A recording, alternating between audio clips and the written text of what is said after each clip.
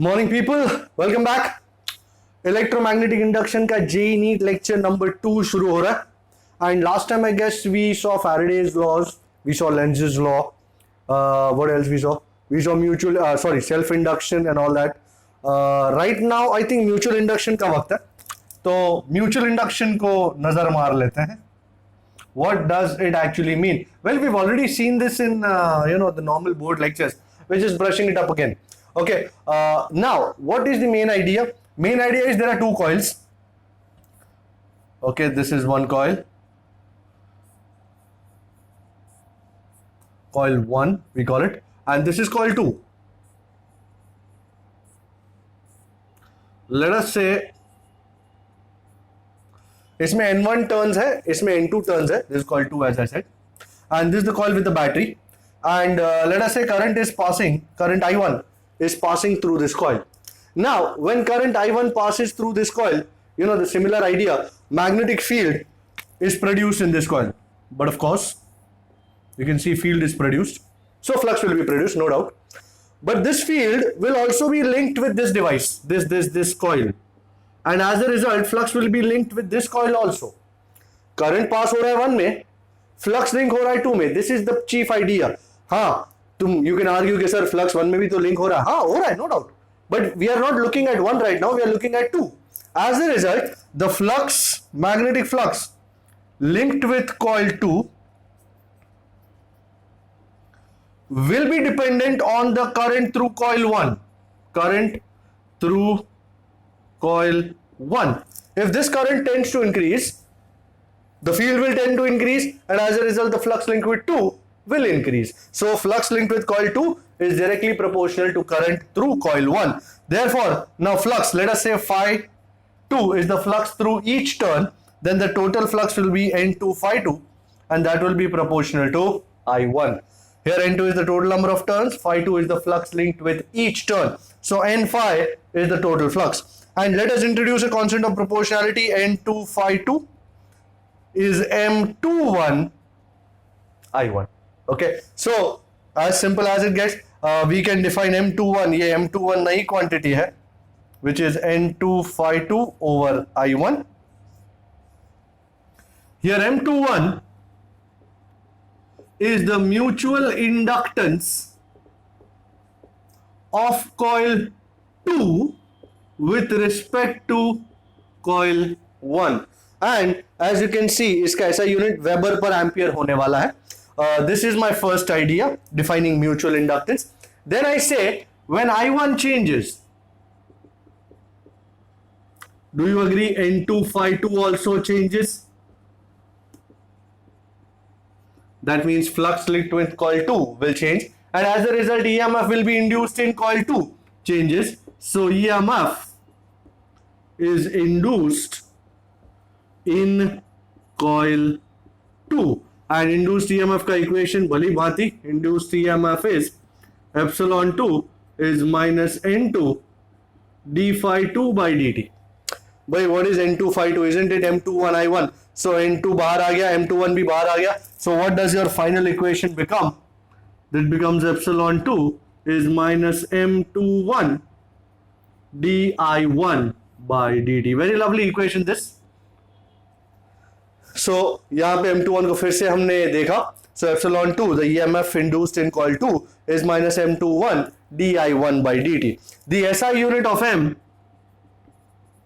as I said, M is the mutual inductance of coil 2 with respect to coil 1. So SI unit of M is Weber per ampere, और इस equation को देख करके it is volt second per ampere, or more famously known as Henry. Alright, so this was M21. Just have a look at M21.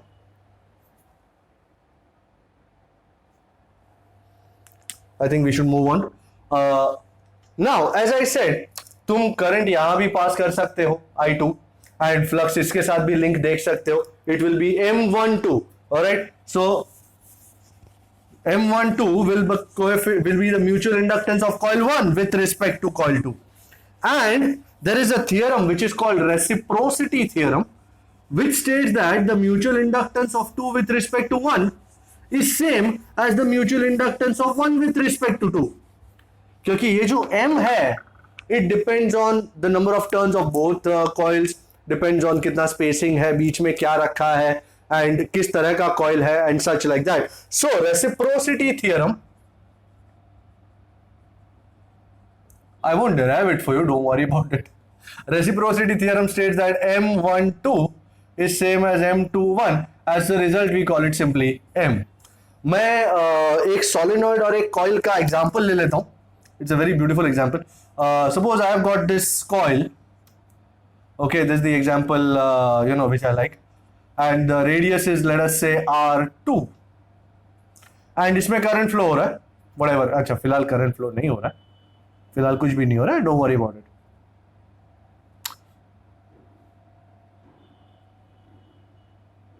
And exactly इसके axis पे there is a solenoid. ये रहा solenoid and solenoid का radius है, let's call it R1. Okay, आपको छोटा बड़ा doesn't matter. Okay, N2 solenoid को 1 दिया है ना नाम, तो solenoid has N1 number of turns and radius R1. And ये जो कॉइल है, ring has N2 number of turns. मैंने बनाया नहीं है, just imagining. And radius is R2. I would like to find the mutual inductance of this system. How do I go about it? अब दो options है अपने पास. किसी एक में करंट पास करो, जैसे फॉर एग्जांपल सोलेनॉइड में करंट पास करो और रिंग के साथ कितना फ्लक्स लिंक हुआ है वो देखो, या रिंग में करंट पास करो और सोलेनॉइड के साथ कितना फ्लक्स लिंक हुआ है वो देखो. But the biggest problem with this idea would be that ring का जो मैग्नेटिक फील्ड होगा वो पूरे बीच में होगा. तो एज ए रिजल्ट इसके साथ ही लिंक होना ये जरूरी नहीं है, थोड़ा थोड़ा अलग अलग जगह पे लिंक होता जाएगा. एज ए रिजल्ट वो यूनिफॉर्म नहीं होगा. दस यूनिफॉर्मिटी के मैटर को माइंड में रखते हुए आई थिंक सोलेनॉइड के बीच में मैग्नेटिक फील्ड यूनिफॉर्म होता है. तो आई थिंक मुझे लगता है कि सोलेनॉइड में करंट पास करवाया जाए ताकि यूनिफॉर्म मैग्नेटिक फील्ड मिले और वो यूनिफॉर्म मैग्नेटिक फील्ड इतने एरिया के साथ लिंक हो जाए. No problems. So I will try this tack. Part 1, let current I1 pass through the turns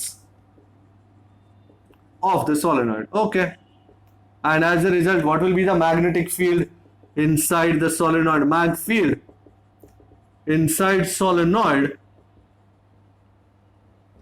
I'm sure everybody remembers this. B is mu naught छोटा ni, पर अगर number of turns बड़ा है N1 तो फिर and length इसकी L पकड़ो. सो mu naught छोटा N1 I1, दिस छोटा N1 becomes बड़ा N1 by L into I1. This field, this magnetic field is linked with the turns of the coil. तो भाई flux linked with the coil, flux linked with the coil, we'll call it phi2. अच्छा, everybody knows flux is banned, no doubt, but the chief question, magnetic field किसका? 1 का. Area भी कितने? तुम बोलोगे sir इसका तो एरिया बड़ा होगा, पर क्या उतने एरिया के साथ फ्लक्स लिंक्ड है, फील्ड लिंक्ड है? नहीं ना, इतने के साथ ही लिंक्ड है ना, क्योंकि फील्ड सिर्फ बीच में है. सो इतने एरिया के साथ ही लिंक्ड है. So what is the cross sectional area of the solenoid? Pi R1 square. और नंबर ऑफ टर्न्स किसके? 2 के of course. So B1 mu naught N1 by L into Y1. Area of the loop pi R1 square, and this is N2. So what am I getting finally? Phi2. You can call it N2 Phi2. Huh? Doesn't matter. Total flux. So mu naught N1 N2 pi R1 square I1 by L. This is equation number 2. And now my chief step, my final step, mutual inductance. Mutual inductance of 2 with respect to 1. M21. Mutual inductance of coil 2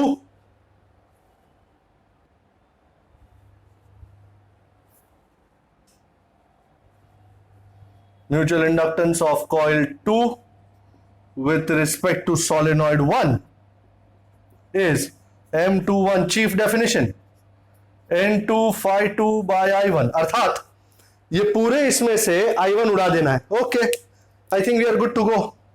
so M21 is mu naught, I think I'm getting my final equation, N1 N2 pi R1 square by L. So this is the mutual inductance of this coil 2 with respect to solenoid 1, and by definition, by reciprocity theorem, M12 भी वही होगा, no doubt. This not only works for this solenoid and coil, this will also work for two solenoids. तो इसमें छोटे वाले का जो radius है उसको आप यहां पे लेंगे एरिया में, पाई R1 स्क्वायर जो लिया है, बाकी L will be the length of both the solenoids as it looks. And this is called reciprocity theorem, जिसको मैंने डिफाइन किया है अभी. Might as well have a look.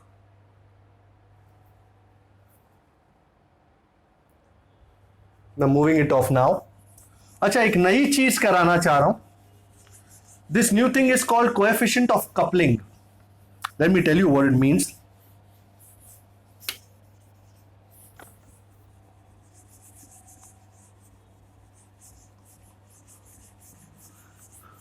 दो कॉइल हैं एंड लेट अस से दोनों में करंट पास हो रहा है. Okay, consider two coils. The title is coefficient of coupling between two coils. Okay, what does this mean? Consider two coils.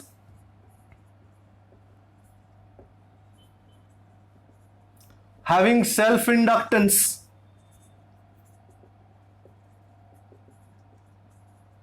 L1 and L2. Suppose ये एक कॉइल है, मैं छोटी सी कॉइल्स बनाऊंगा. This is coil 1 and this is coil 2. Suppose I1 is passing through this coil. Okay, अब ये तो magnetic field पैदा करेगा ही. ये मैग्नेटिक फील्ड इसके साथ भी लिंक होगी. अब कितनी लिंक होगी वो तो इसके साथ डिपेंड करेगा कि ये कितना दूर है, कैसा ज्योमेट्री है कॉइल का, बीच में क्या स्पेसिंग है, as such like that. But supposing ये मेरा केस 1 है. Current I1 passes through coil 1, so magnetic field is produced and is linked with coil 2. Now at this point, ladies and gentlemen, I am assuming कि जितना flux इसने पैदा किया वो सारा इसके साथ लिंक हो रहा है. This is my first assumption कि इसने जितना भी फ्लक्स किया, the total amount of flux that one has produce has been totally linked with coil 2. So let's assume we assume that all the flux produced by coil 1 is linked with coil 2. Similarly, so flux linkage is what? 100%. Similarly, in the second case, मैं current pass करता हूं 2 में से और magnetic field 2 produce करता है and that flux is linked with 1. Let me also assume कि यहां पे भी जितना फ्लक्स लिंक हुआ पर पैदा हुआ था वो सब इसके साथ लिंक हुआ है. We also assume the total flux linkage with coil 2 when current passes coil 2 नहीं coil 1 when current passes through coil 2. So 100% flux linking हुआ है. तो फिर इस सिस्टम का, ये दोनों कॉइल्स के सिस्टम का म्यूचुअल इंडक्टेंस क्या होगा? देन म्यूचुअल इंडक्टेंस, ध्यान से देखिएगा, पहली बार ये फॉर्मूला आ रहा है, of the system of coils 1 and 2 is, we'll call it M. M is root of L1 into L2. So अगर कॉइल 1 का प्रोड्यूस हुआ फ्लक्स 100% इसके साथ लिंक होता है, इसका प्रोड्यूस किया गया फ्लक्स 100% इसके साथ लिंक होता है, तो इस सिस्टम का mutual inductance M will be root of L1 into L2, where L1 and L2 are the self inductances of 1 and 2 respectively. This was the ideal case scenario. अब आइडियली तो दुनिया में कुछ होता नहीं है, तो ये इक्वेशन तो धरा रह जाता है। तो अगर इसका पैदा किया हुआ फ्लक्स 100% इसके साथ लिंक नहीं होता तो what is the change in this equation that we are looking at? Stay with me. So now I shall make a change. That suppose let me take that also off, इसकी जरूरत तो पड़ेगी। अब मैं coefficient of coupling, ये coupling का मतलब है एक कॉइल का कितना दूसरे के साथ लिंक हो रहा है, that is called coupling. Okay, so let me C how it is coupling. Now let current I1, मैं फिर से थोड़ा अजम्पशन कर लूं, pass through coil 1 and say K1% of the magnetic flux due to coil 1 is linked with coil 2. Okay. So here we are not assuming 100%, we are assuming K1%. Let us say 50%. So K1 will be 50%. Okay. And similarly,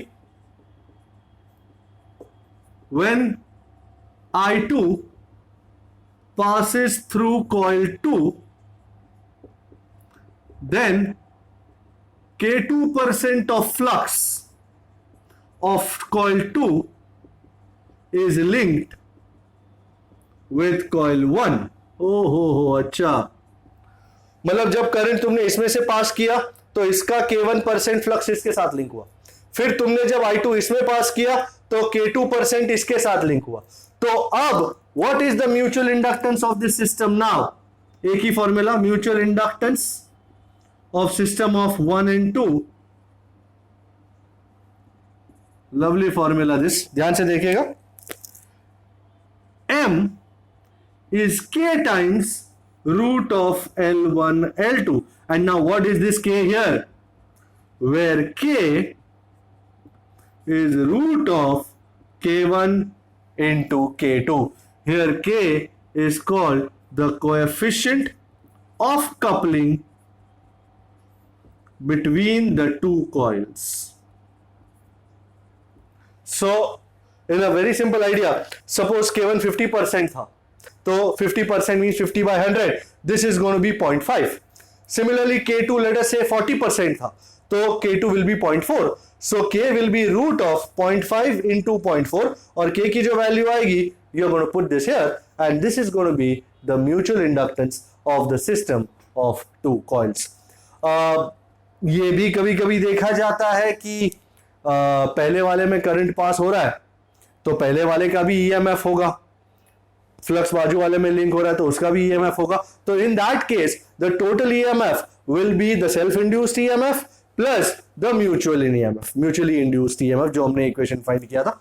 so that is going to be the idea, but always remember this idea, you know, ये coefficient of coupling वाला है दो coils के बीच का, ये याद रखने की आपको जरूरत है। ओके, यहाँ पे मुझे जो करवाना था वो खत्म हो गया, एंड अब कुछ सम्स ले लेते हैं। The sums will be from Arihant master resource book in physics by the great DV Singh. बहुत बढ़िया बढ़िया सम्स उसमें है, and we going to take that, and before we take that we need to get this off the board. Okay, and here we are now. Let us see.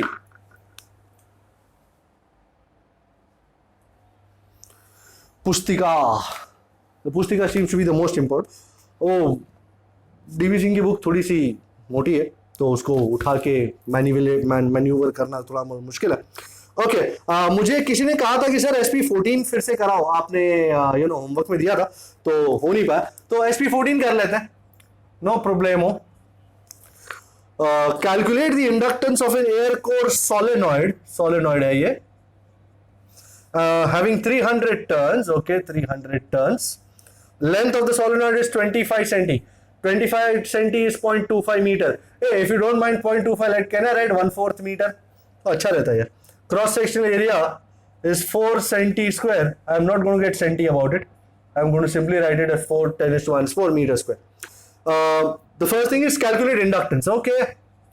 And the second thing, this was the first idea. The second idea, लिख देते हैं.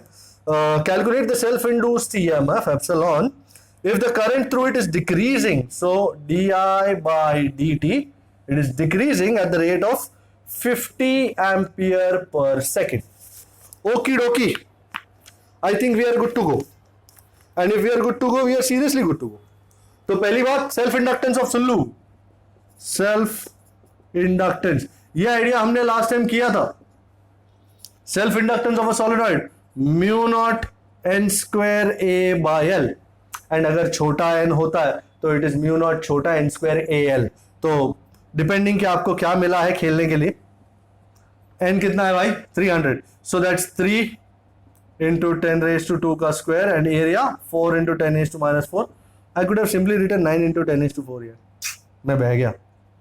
Okay तो क्या क्या ऊपर जाएगा? This 4 goes up. I love that 4 when it goes up. So 16 pi into 10 raised to minus 7 into 9 into 10 raised to 4 into 4 into 10 raised to minus 4. Boom, boom. All right. So what are we looking at? 16 nines are is 144 and 144 into 4. How much is that supposed to be? 144 into 4. 14 fours are? How much is 14 fours are? 56. So how much is that? Do they want the answer in pi or what? No, they don't want the answer in pi. So into 10 raised to minus 7. ये Henry में आएगा. So I got 144 into 4 pi. 4 pi is 12.56. And कितने zero उड़ा दूं? एक यहाँ zero उड़ेगा, so 1.25 यहाँ आ जाएगा. 2 जीरो यहाँ उड़ेंगे, तो 3 जीरो उड़े, so 10 raised to minus 4. So this is 1.44 into 1.25. लगभग 1.8 के आसपास का लग रहा है. काफी आसान सा हो जाता है. 1.8 into 10 raised to minus 4. करीबन. Let us see. Oh yes, 1.81. Beautiful. Second, self-induced EMF epsilon is minus L di by dt. I think I have minus L right here. And I think I have di by dt also right here. Pura 50. And how much is 18 5s are 90? तो minus टूट गया. So this is 90 into 10 raised to minus 4 volt. Yeah, 9 into 10 raised to minus 3. Does it work out? Is the answer 9 into 10 raised to minus 3 volt? 9.05 millivolt. Alrighty, buddy. 9 millivolt, करीबन. Check it out. Don't take it off.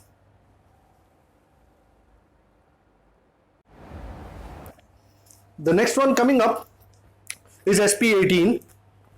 And what does it say? SP18. It says a straight solenoid has 50 turns per centimeter. So this is a solenoid. 50 turns per centimeter. अब centimetre में से हमको convert तो करना ही पड़ेगा महाराज. And centimeter is 10 raised to minus 2 meter. So this is going to be 5 tau. So 5 into 10 raised to 3 turns per meter. Okay, we are good. And in the primary में है, let's call it 1. And 200 turns in the secondary. So N2 we'll call it 200. Total 200. Okay. The area of cross section 4 centimeter square. क्या हुआ area को? सब 4 ही आ रहे हैं. So 4 into 10 raised to minus 4 meter square. And mutual inductance 85. Okay. Illa problem. Let us see first things first. तो सीधी बात है कि मैग्नेटिक फील्ड पहला 1 बनाएगा. So magnetic field developed in primary मैं इस तरह वर्कआउट करूंगा. B1 is mu naught छोटा n1 I1. Now this field is linked with secondary as flux. So magnetic flux in secondary. So that is going to be N2 phi 2 people. N2 phi 2 is N2 into B1 into area. Area अपने पास दिया है, कोई दिक्कत ही कोई नहीं है. B1 कितना है महाराज? Mu naught N1 I1. So mu naught N1 N2 AI1. अब कोई बोलेगा सर अपन ने डिराइव किया था. हाँ किया था भाई. एंड सो म्यूचुअल इंडक्टेंस, पर जो चीज पता ना हो तो वापस डिराइव कर लेने से एक सुकून होता है कि कोई दिक्कत नहीं है. I1 गया. So what are we left with mu naught छोटा N1 बड़ा N2 A. ऑलराइट आगे बढ़ो. Mu naught 4 pi into 10 raise to -7. बड़ा N1 छोटा N1 कितना 5 into 10 raise to 3. N2 is how much 200. I prefer writing like this. Area 4 centi square. Okay, dokie, buddy.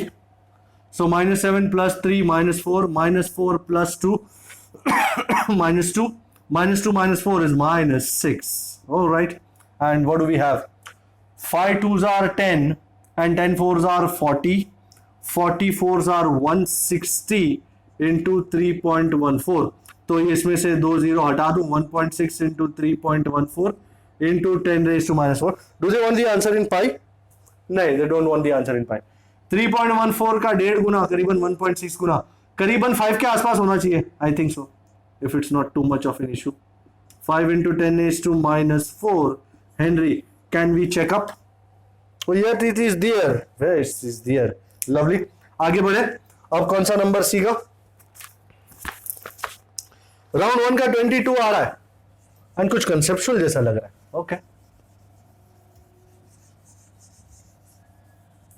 लोगों को conceptual में बहुत दिक्कत होती है because I have seen primarily कि लोगों को पढ़ना पसंद नहीं है यार. सीरियसली मतलब you know if there is a question and if there is a big question they will most probably tend to skip it, क्योंकि the assumption is that mindset इस तरह चल रहा है कि जितना बड़ा क्वेश्चन लिखा होगा ना उतना डेंजर होगा, उतनी उतनी फाड़ देगा. बट आई हैव सीन कि क्वेश्चंस बड़े होते हैं तो उसमें डेटा भी काफी ज्यादा होता है and as a result it makes our work that much more easier. तो what I always suggest is that some की साइज देख के डरो मत, अप्रोच तो करो. हो सकता है अंदर से it's all gentle, you know, mushy on the inside, mushy या mushy, I don't know what it calls, but approach करो यार, say hello, say hi, let us see. Okay, there's a metallic ring. Diagram है, पहले diagram बना दे. एक आठ ठो diagram है, कुछ पेंडुलम जैसा लग रहा है. Okay, this is a pendulum and this is some magnetic field here going inside the plane of the board. Okay, what does it say? A metallic ring is connected to a rod oscillating freely like a pendulum. Okay, if now a magnetic field is applied in the horizontal direction, this is B bar, so that the pendulum now swings through the field, what will happen to the pendulum? Okay, you know, as simple as it looks. You know, इस जगह पे magnetic field नहीं है. When this will go inside the magnetic field, do you agree? Now it is moving inside the magnetic field. So flux linked will change. As a result, currents will be produced. Those currents are called eddy currents, which will oppose its motion. तो फिर वो थोड़ा आगे जाएगा, फिर वापस जब आने लगेगा, वापस डायरेक्शन चेंज हो गया, फिर से फ्लक्स लिंक चेंज हो रहा है एंड फिर से एडी करंट प्रोड्यूस हो रहा है जो उल्टी दिशा में जा रहा है. तो बेचारा अंदर की ओर जा रहा है, एडी करंट बाहर उसको धक्का मार रहा है. वो बाहर आ रहा है, एडी करंट उसको अंदर धक्का मार रहा है. तो जैसे ही ये आता जाएगा, अंदर बाहर जाता जाएगा, इसकी एम्पलीट्यूड कम होती जाएगी एंड दस द व्हाट डू दे से, दो ऑप्शंस एकदम करीब लग रहे. एक तो पहला ये come to rest very soon and दूसरा ये है will decreasing time period. But decreasing time period it will not be sustained, इसका असर काफी भारी होगा. So due to eddy currents when pendulum swings in or out, electromagnetic damping कहते हैं इसको, swings in or out of the magnetic field, eddy currents will be produced which produce damping, which cause damping. Thus the pendulum will come to rest pretty soon.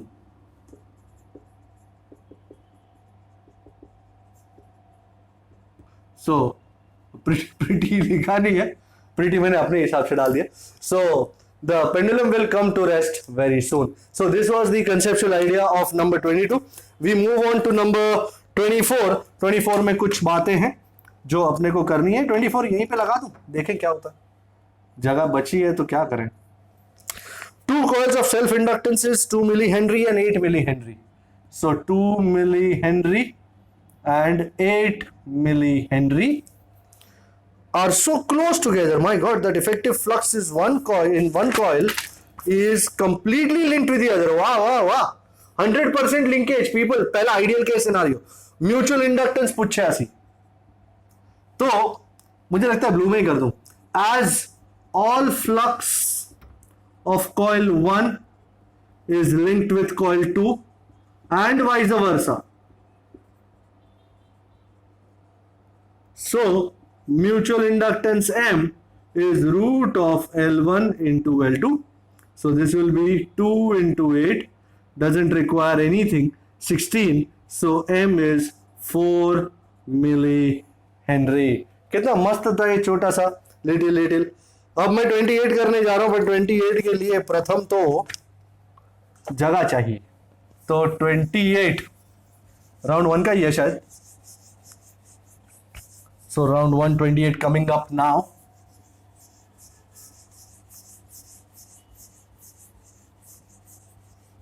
So what does it say? पहले number डाल देते हैं. 28. Okay, what does it say? 2 coils A and B have 200 and 400 turns respectively. So number of turns in A is 200 and number of turns in B is 400. Okay, respectively. Okay. A current of 1 ampere in coil A, so IA is 1 ampere, causes a flux per turn, okay, of 10 raised to minus 3 Weber to link with A through B. So phi BA, ये single का है per turn, 10 raised to minus 3 Weber per turn, and flux per turn of 0.8 into 10 raised to minus 3 Weber. जब current 1 ampere पास हो रहा है coil A में, क्या लिखा है? Causes a flux per turn of 10⁻³ weber to link with A through B and a flux per turn of 0.8 into 10⁻³ weber of B with A. ऐसा कुछ होना चाहिए, पता नहीं. तो this I think will be phi A and phi B A is how much 0.8 into 10⁻³ weber. ये भी पर टर्न नहीं होना चाहिए, पर टर्न ही होना चाहिए. The ratio of mutual inductances of A and B, M A by M B. Okay, let us see how it works out. Okay, पहली बात, सबसे पहले when current passes through coil A, flux linked with A, phi A. I think ये mutual inductance का मामला है. तो mutual inductance of A, mutual inductances of A through B. So I think phi A will be Na phi A, and दूसरा you know, and therefore Ma, मतलब actually Ma is self inductance here. I don't believe in that mutual inductance. Total flux है यही. Total flux of A.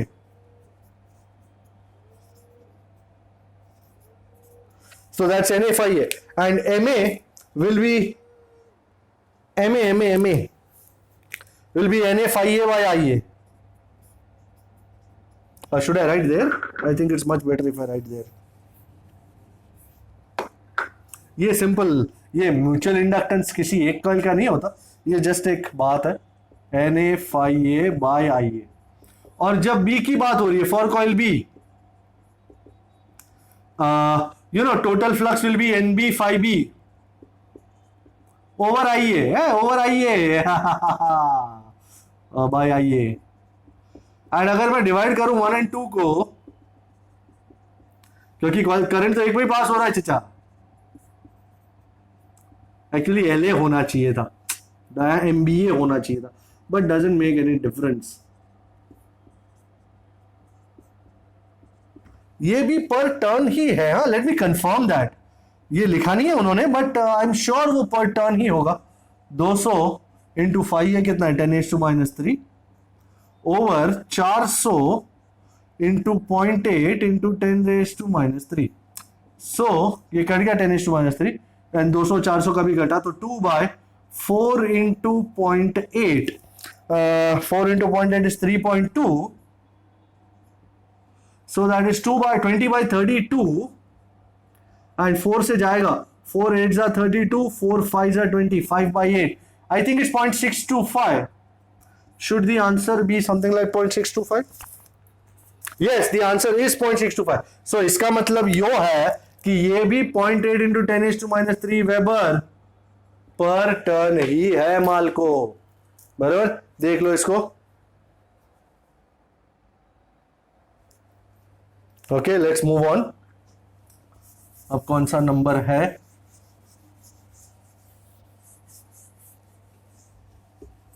So current ए में पास हुआ, flux ए के साथ भी link हुआ था और बी के साथ भी लिंक हुआ था.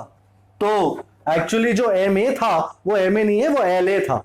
एंड वो जो एम बी था, इट वॉज एम बी ए था. वो बी विथ रिस्पेक्ट टू ए था. तो that was the general confusion prevailing in the ranks. 30 number का नंबर है. 30 नंबर का नंबर है क्या यार? ओके, 30 नंबर है. Air core solenoid has a self inductance of 0.1 Henry. Okay, nice. Solenoid है. A soft iron core of relative permeability mu r is how much, 1000? And ये लिखा नहीं है. And has its number of turns made 1/10 the original number of turns. So n dash is 1/10 of original number of turns is taken. The new self inductance now L dash पूछा है. Okay. सबसे पहले for the air core solenoid. For air core solenoid. I'm sure you remember the equation for self-inductance. Self-inductance is L mu naught n square A by L.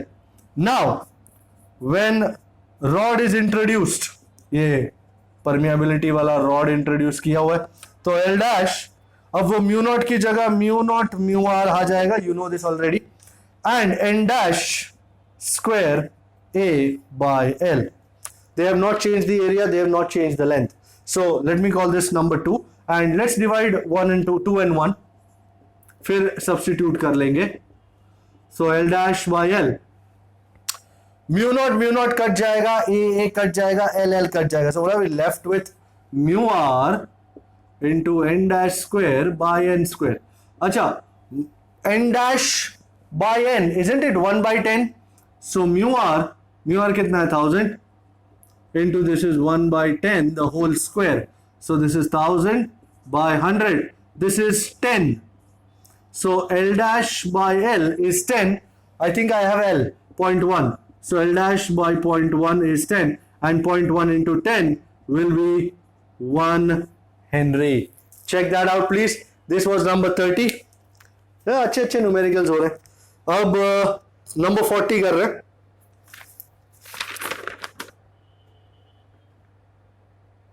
Number 40. चलो फिर क्या कहता है number 40. देखेंगे तो पता चलेगा, बाकी तो ऐसे ना पता चल रहा. क्या है number 40? Okay, I am ready for number 40. कहता है पल पल तुमसे. A current of 1 ampere in the primary coil of a circuit is reduced to 0. My God. So I1 is 10 ampere and I2 is 0 हो गया. Oh, कहाँ गया? If the coefficient of mutual induction M, mutual inductance is 3 Henry and the EMF induced in the secondary coil is 30 kilovolt. Okay. Then time taken for the change in current is. Okay. All right. भाई हमको mutually induced EMF का equation पता है. EMF is I am sure epsilon is minus M D I by D T and D I will be I2 minus I1 by dt.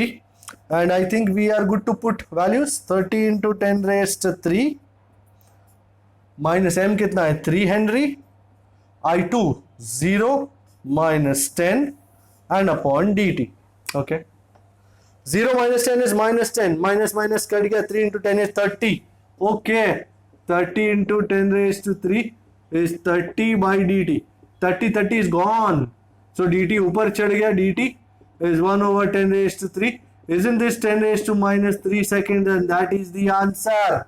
Check out. 10 raised to minus 3 second is the answer, sir. Yes sir, हम sir. Round 2 का 11 number शुरू हो रहा है, पर उसके लिए पहले इसको टेक ओवर करना पड़ेगा. टेक ओवर नहीं, टेक अवे करना पड़ेगा. आजकल तो टेक अवे करना पड़ता, डाइन इन तो पॉसिबल ही नहीं है. सो राउंड 2 का 11 नंबर ये लिख के रखते तो अच्छा होता, पूरा डेटा लिख के रखता हूं. A solenoid has 2000 turns. Okay, solo, इस नाम है solo. 2000 turns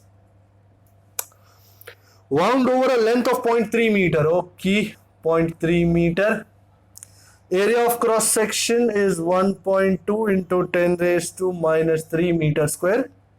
Around its central section, ये दूसरा coil है जिसका number of turns 1000 है, तो n dash is 300 है, क्या 1000 है, is wound. If an initial current of 2 ampere in the solenoid is in reversed, I1 is 2 ampere, I2 is minus 2 ampere, reverse कर दिया. In how much second? 0.25. I would hate 0.25, but why should I hate when I can change? Then the EMF induced in the coil is equal to, अच्छा भाई, EMF induced in the coil. Okay, सबसे पहली बात derive करना पड़ेगा. For solenoid, magnetic field produced, I'm sure everybody knows magnetic field produced in the solenoid B, let's call it V1, is mu naught छोटा n I. You know छोटा n is number of turns, बड़ा n by L into I, and the flux linked, magnetic flux linked with the coil. अब coil की area के साथ हमको कोई लेना देना नहीं है. Phi, that is n dash phi, तो it is n dash into phi is b into a. b कितना है, mu naught n I by L, so mu naught n I by L into n dash into a. And mutual inductance, पर mutual inductance EMF induced वाला ही ले लो, EMF induced.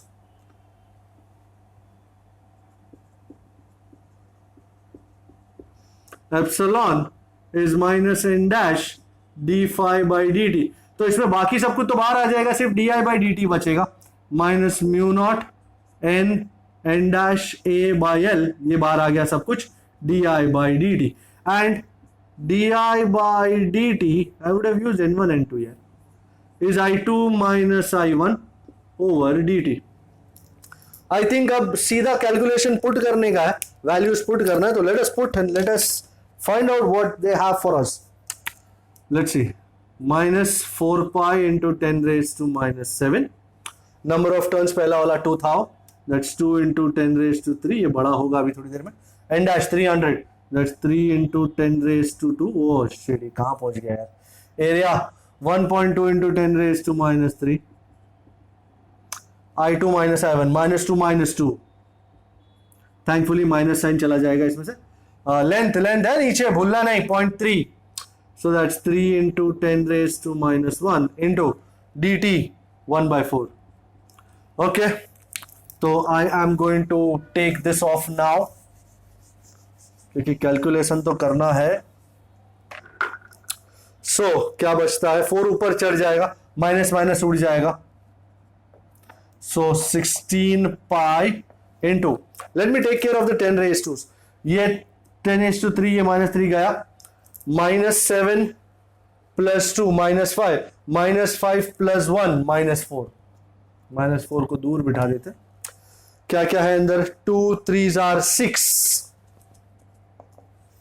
and 2 and 2 4, 4 into 1.2, that's 4.8.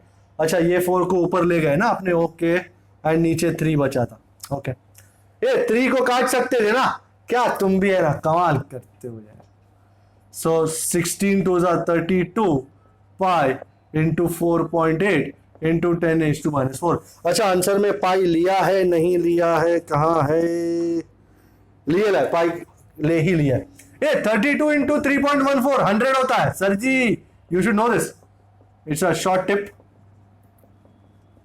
32 into 3.14 100,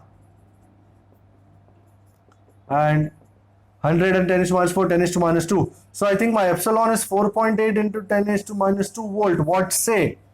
Is it a good copy? It's a good copy. Lovely. Number 12 आ रहा है, check कीजिए इसको। Okay, round 2 का 12 कर रहा हूं मैं, डायग्राम बना दिया।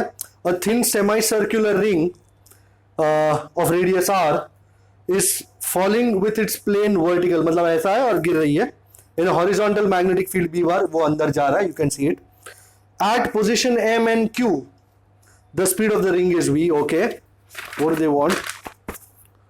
The potential difference developed across the ring is, okay, now हमेशा याद रखना, रिंग हो या कुछ भी हो, हम उसके हमेशा दो एंड्स के बीच जो होगा ना वो देखेंगे। तो ये जो दो एंड्स है, let us call this M and let us call this Q। So this diagram is quite similar to this rod जिसका ये लेंथ है, and this rod is falling like this velocity v in this magnetic field which is going inside. The first thing is, and epsilon will be VBLV, don't worry about that. ये length कितना होगा? So we are looking at MQ. From the figure, doesn't MQ is R plus R? Here, length of rod, actually length of the ring is MQ, the distance between the two endpoints is 2R. And so, the equivalent diagram is shown, and show the motional EMF. Epsilon is BLV. Let's get this out of the way first. B तो B है, length कितना पता चला हमको, 2R, and velocity है V. So your epsilon is 2BRV. ये तुम्हारा EMF है। साथ में मैंने ऑप्शन में देखा कि उन्होंने कौन सा एंड पॉजिटिव है ये भी मांगा। अच्छा, तो ये रॉड में सपोज ये पॉजिटिव चार्ज है, डू यू एग्री, ये पूरे रॉड में पॉजिटिव नेगेटिव दोनों चार्जेस हैं। It is falling with a velocity V bar and magnetic field is going inside the plane of the paper. This is V bar, this is B bar. So V bar cross B bar, Lorentz force is towards Q. So for a positive charge in the rod, the Lorentz force F bar is Q V bar cross B bar.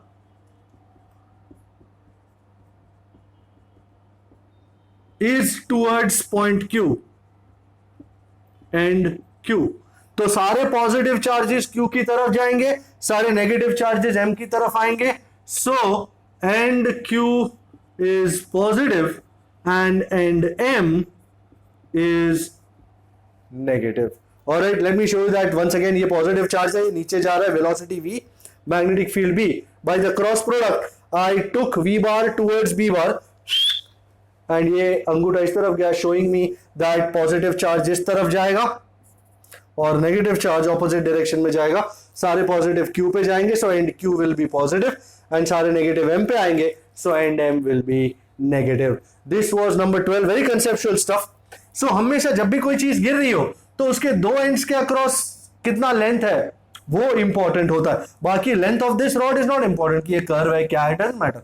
बस वो दो and point जिसके across हमको EMF देखना है, उन दो points के अक्रॉस कितना परपेंडिकुलर डिस्टेंस है वो हमारे लिए इंपॉर्टेंट होता है। सो दिस वाज राउंड 2 का 12। Let's see what's more in store for us.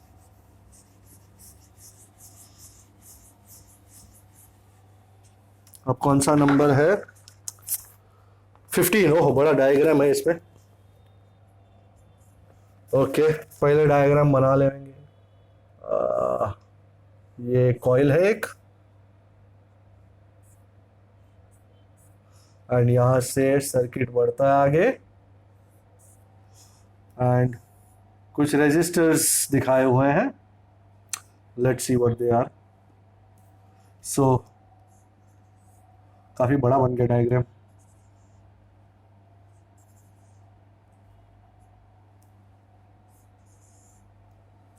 Okay, एक और है यहाँ पे बीच में।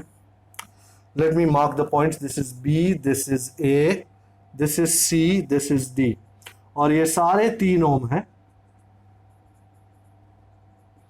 I know you're thinking about something, but don't think about it right now. Let us first look what they have to say. And यहाँ magnetic field है, जो मैग्नेटिक फील्ड को कुछ और नहीं तो ब्लैक कलर में बना देता है, light black.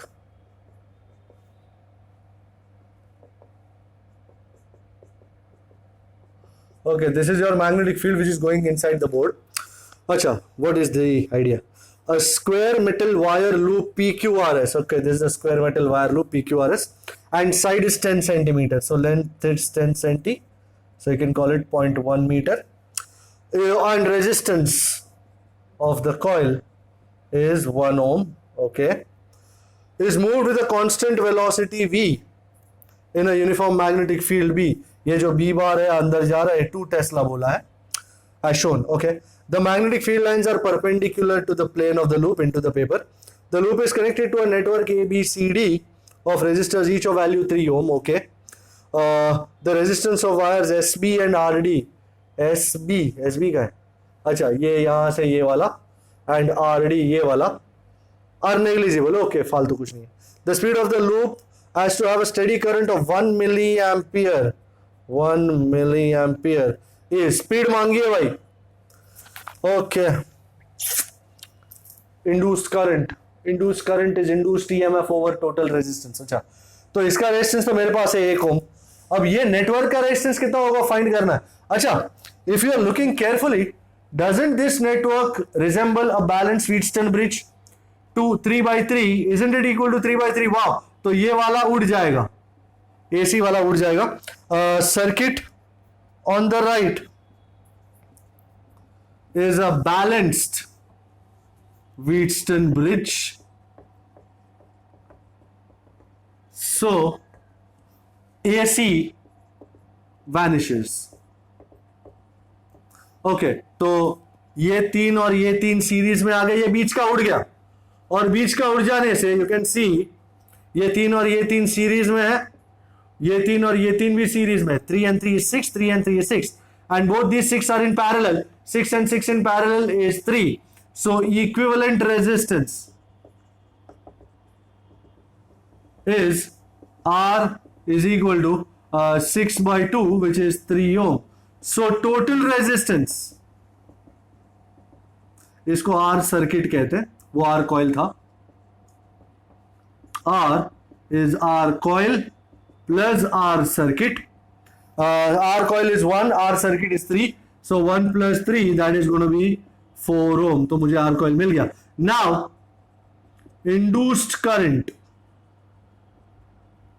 I is epsilon by R, and epsilon is what? BLV by R. I think we are good to go. मुझे सब कुछ अवेलेबल है. तो I कितना है? I कितना है? 1 मिली. B कितना है? 2 Tesla. Length is 10 centi, that's 0.1 meter. I'll write 10 is to minus 1. V find करना है over 4. So this 2/4 is 1/2. This 2 goes here. I will have to come here.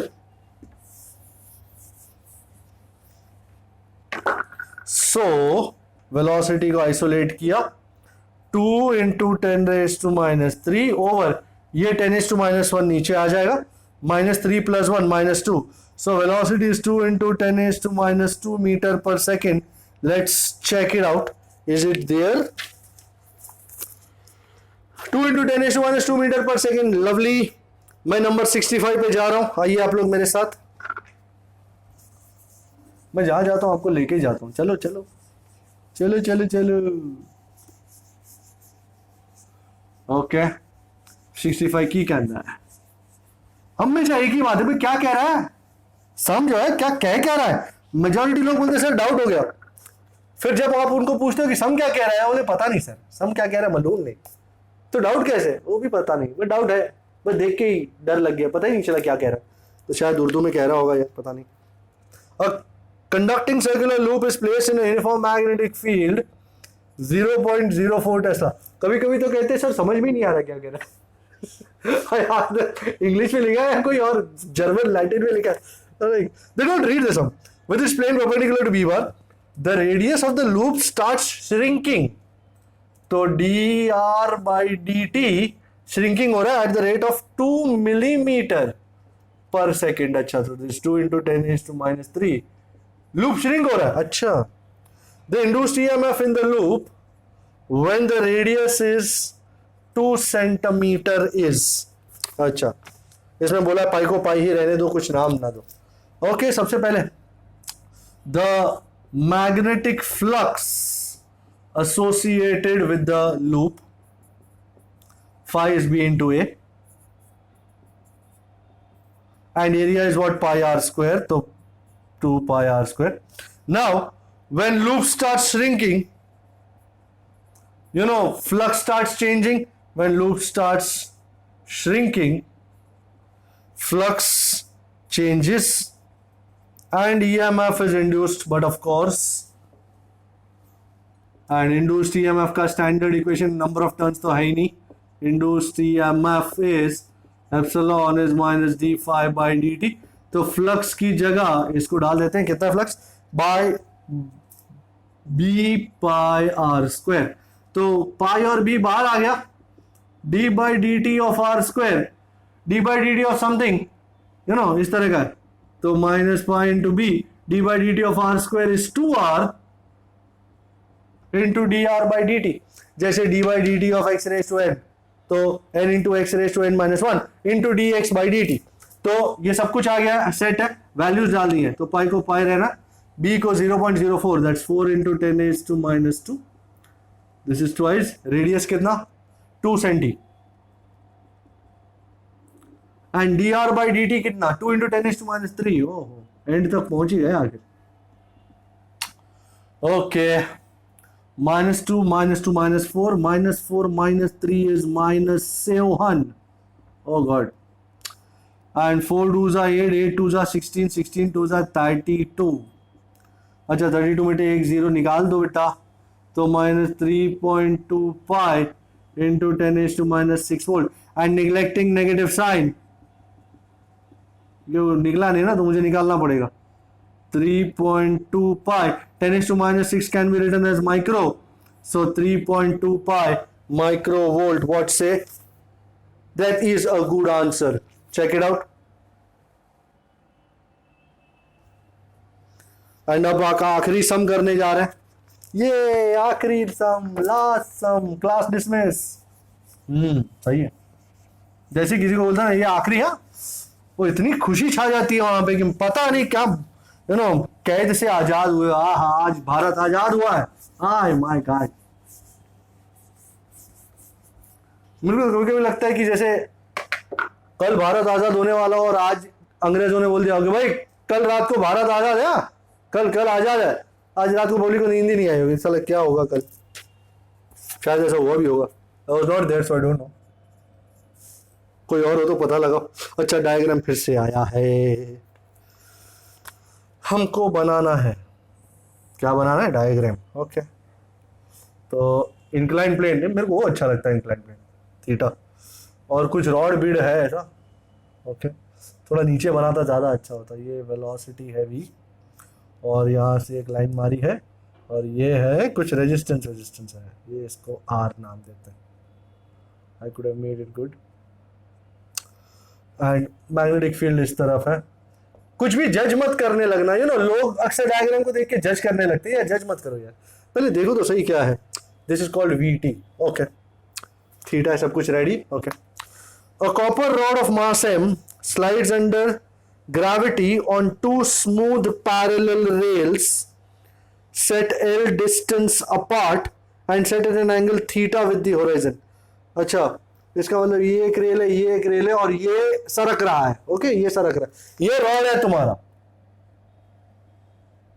Okay, इसका लेंथ L हो सकता है, ओके, वो सरक रहा है नीचे यूं, okay, at the bottom rails are joined by resistance R. अच्छा ठीक है, तो अपना ये दो रेल्स है वो समझ में आ गया। There is a uniform magnetic field perpendicular to the plane of the rails. Okay okay, यो दिखा जाए। Okay, terminal velocity of the rod is, terminal velocity. Okay, terminal velocity तब होगा ना जब एक्सेलरेशन जीरो होगा। एक्सेलरेशन जीरो होगा मतलब net force has to be zero. The rod falls with terminal velocity when acceleration is zero, that is when net force on it